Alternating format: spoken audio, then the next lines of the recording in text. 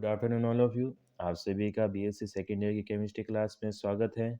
पिछले लेक्चर्स में अपन ने कॉम्प्लेक्सोमेट्री टाइट्रेशंस के बारे में पढ़ा था, जिसमें संकुलमिति अणु अपन कहते हैं। ठीक है, इसमें अपन ईडीटी के साथ में कोई भी सेंट्रल मेटल एटम की रिएक्शंस करवा के एक कॉम्प्लेक्स का फॉर्मेशन करते हैं। ठीक है, और ईडीटी एक हेक्साडेंटेट लिगेंड होने की वजह से ये सेंट्रल एटम के साथ में बहुत तेज़ी से रिएक्शंस करता है। ठीक है, जिसको हम कॉम्प्लेक्सोमेट्री टाइट्रेशंस का क्या बेस मानते हैं। कॉम्प्लेक्सोमेट्री टाइट्रेशंस के अंदर हम ईडीटीए तथा उसके सेंट्रल एटम के साथ में जो रिएक्शंस हो रही हैं, ठीक है, और को जो कॉम्प्लेक्स का फॉर्मेशन आ रहा है उसको अपन अनुमापित करते हैं। ठीक है, ईडीटीए के अंदर अगर अपन बॉन्डिंग साइट देखें तो 6 बॉन्डिंग साइट होती हैं, जिसमें 2 नाइट्रोजन होती हैं और 4 जो COH ग्रुप होता है उसमें ऑक्सीजन होती हैं। वो 4 ऑक्सीजन हैं जो कि चारों ग्रुप की सेंट्रल मेटल के साथ में बॉन्डिंग करती हैं।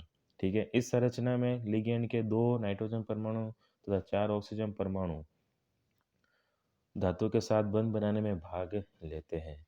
ये जटिल आयन अत्यधिक स्थायी होता है क्योंकि इसकी पिंजरे जैसी संरचना में धातु परमाणु दाता समूह से इस प्रकार घिरा होता है कि ये विलायक अणुओं से पूर्ण रूप से क्या रहता है, विलगित रहता है। ठीक है, पिंजरे जैसी संरचना में धातु परमाणु दाता समूह से इस प्रकार घिरा रहता है कि विलायक अणुओं से पूर्ण रूप से विलगित रहता है। ये ईडीटीए एक चतुप्रोटिक एसिड होता है।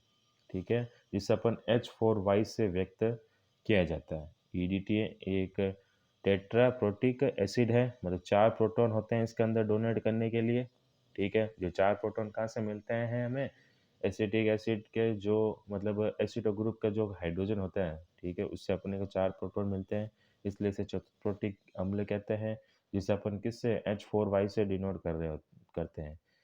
इसके 4 COH समूह के वियोजन स्थिरांकों को हम निम्न प्रकार से व्यक्त कर सकते हैं। अगर अपन ईडीटीए के जो 4 COH ग्रुप हैं, कार्बोक्सिल ग्रुप हैं, अगर अपन इसके वियोजन स्थिरांकों का मान देखें तो कुछ इस प्रकार होगा। पहला K1 जिसकी वैल्यू होती है 1.0 10⁻², दूसरा K2 जिसकी वैल्यू होती है 2.15 × 10⁻3।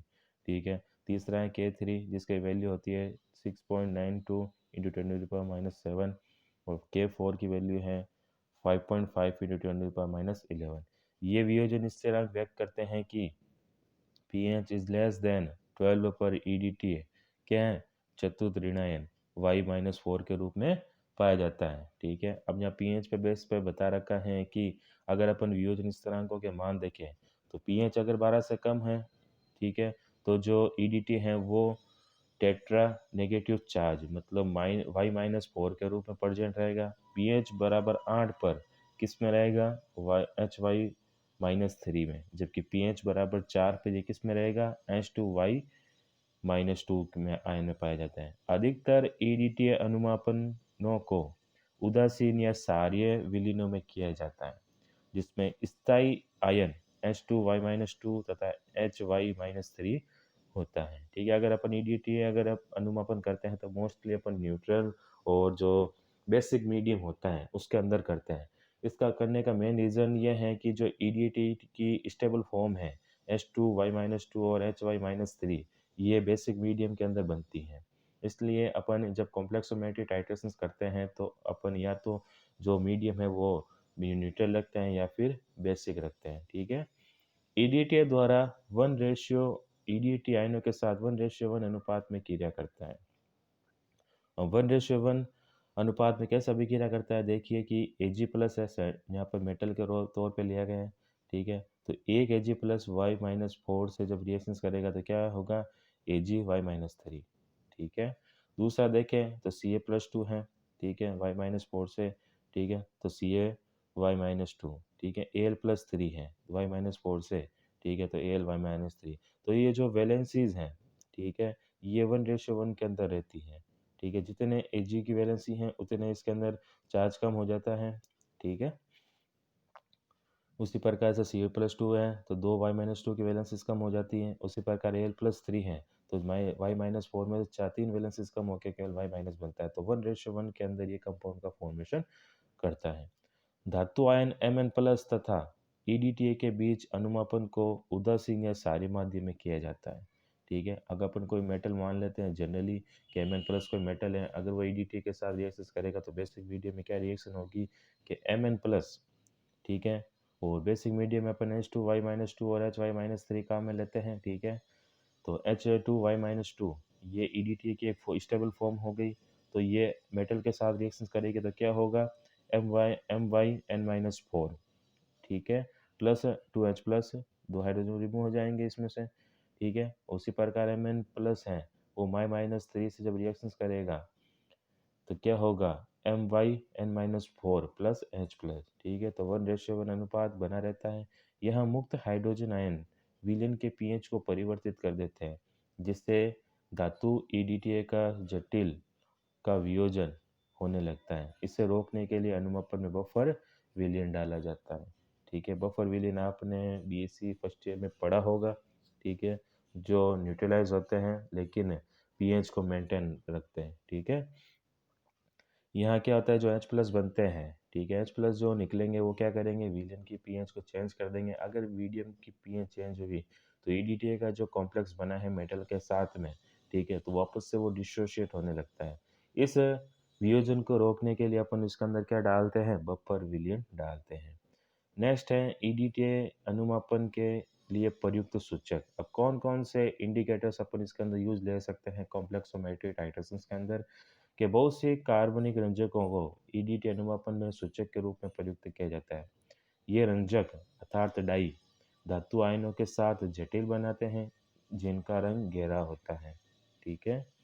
विलयन में धातु सूचक जटिल का निर्माण धातु आयन की एक विशिष्ट सांद्रता पर होता है, ठीक है। इंडिकेटर का आपने कंसेप्ट पढ़ा होगा कि जो इंडिकेटर्स है वो एक विशेष पीएच पर ही अर्थात विशेष परास पर ही अपने रंग में परिवर्तन करते हैं। उससे पहले ये अपने कोई भी प्रेजेंस का शो नहीं करते, ठीक है। जब धातु के अंदर कॉम्प्लेक्स बन जाता है तभी या फिर जब टाइटेशंस कंप्लीट हो जाती है तब ये अपने रंग में परिवर्तन करके उस टाइटेशंस के कंप्लीट होने की हमें इंफॉर्मेशन प्रोवाइड करवाते हैं, ठीक है। जैसे विलयन में धातु सूचक जटिल का जब निर्माण हो जाता है, ठीक है, तो धातु आयन की एक विशिष्ट सांद्रता पर ये अपने रंग में परिवर्तन करते हैं। ये सब सांद्रता परास प्रत्येक धातु आयन तथा प्रत्येक सूचक के लिए विशिष्ट होती है, ठीक है। हर एक सेंट्रल मेटल एटम के लिए ये जो इंडिकेटर की जो प्रेजेंस है वो अलग अलग होगी, ठीक है।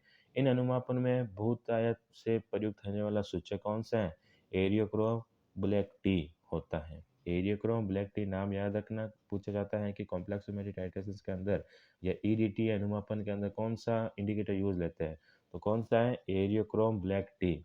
इसकी संरचना को अपन निम्न प्रकार से व्यक्त कर सकते हैं। अगर अपन एरियोक्रोम ब्लैक टी की अगर स्ट्रक्चर देखें तो जिस तरीके की स्ट्रक्चर्स हमें देखने को मिलती हैं, ठीक है। शुरू में इसका रंग कैसा होता है, ब्लैक कलर का होता है। जब अनुमापन अपन शुरू करते हैं उससे पहले अगर इंडिकेटर डालते हैं तो इसका कलर कैसा होता है, ब्लैक रंग का, ठीक है। जैसे इंडिकेटर डाला, टाइटेशंस कंप्लीट हुई तो ये किस में कन्वर्ट कर देगा, रेड कलर के अंदर। पहले इसकी जो स्टेज होती है वो अनायनित होती है, ठीक है, लेकिन बाद में किस में कन्वर्ट हो जाती है, आयनित में, ठीक है। जो एच साइड के अंदर जो HO3 एस दे रखा है उसके अंदर एक एच रिमूव हो जाता है अर्थात आयनिक अवस्था आ जाती है।